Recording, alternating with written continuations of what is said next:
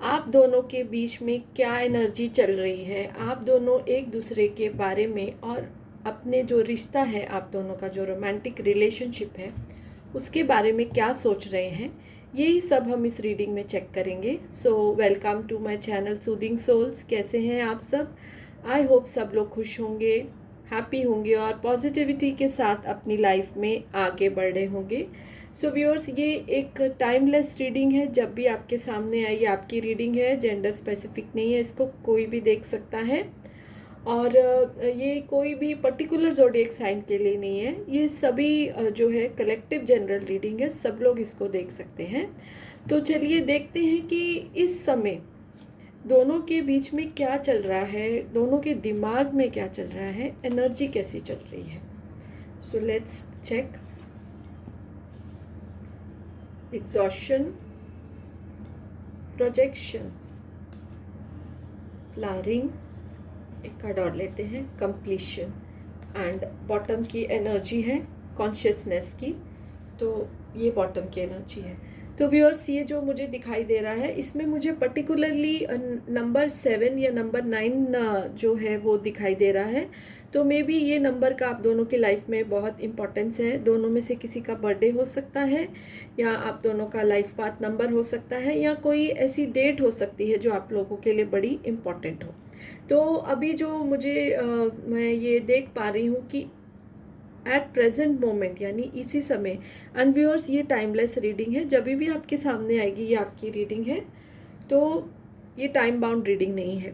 तो अभी इसी समय जो है बहुत ही ज़्यादा जो सिचुएशन है, जो आप लोगों का रिश्ता है उसमें बहुत ज़्यादा स्ट्रेस चल रहा है। और ऐसा भी हो सकता है दोनों में से कोई भी, मैं ऐसा नहीं बोल रही हूँ कि मेरे व्यूअर्स नहीं या आपके जो पार्टनर हैं वो नहीं, दोनों में से कोई भी जो है एक दूसरे के साथ शायद ट्रूथफुल नहीं है। यानी कि कुछ ना कुछ बात है जो आप दोनों एक दूसरे से छुपा रहे हैं।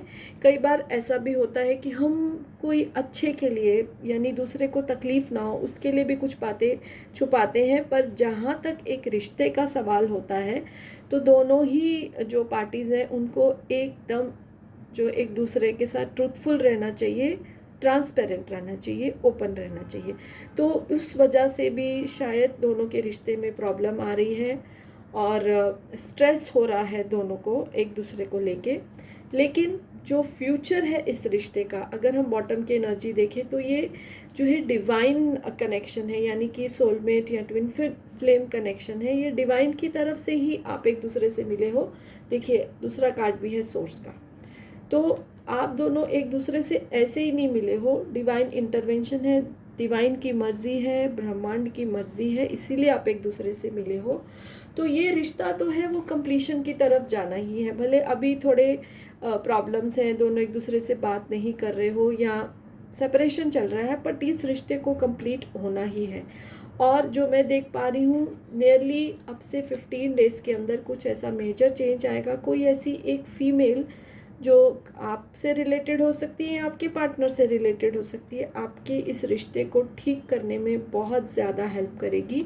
वो एक बहुत इवॉल्व्ड और स्पिरिचुअल सोल होगी और उसको वो ये सब अभी ऑब्ज़र्व कर रही है कि ये क्या चल रहा है दोनों के रिश्ते में, जिसको उसे ये सब बिल्कुल भी अच्छा नहीं लग रहा है। एंड वो एफर्ट करेगी और आपके रिश्ते को जो है इम्प्रूव ज़रूर करेगी और इस रिश्ते को कंप्लीट करने में, यानी जो इस रिश्ते की मंजिल है उसको वहाँ तक ले जाने में बहुत ही ज़्यादा हेल्पफुल होगी।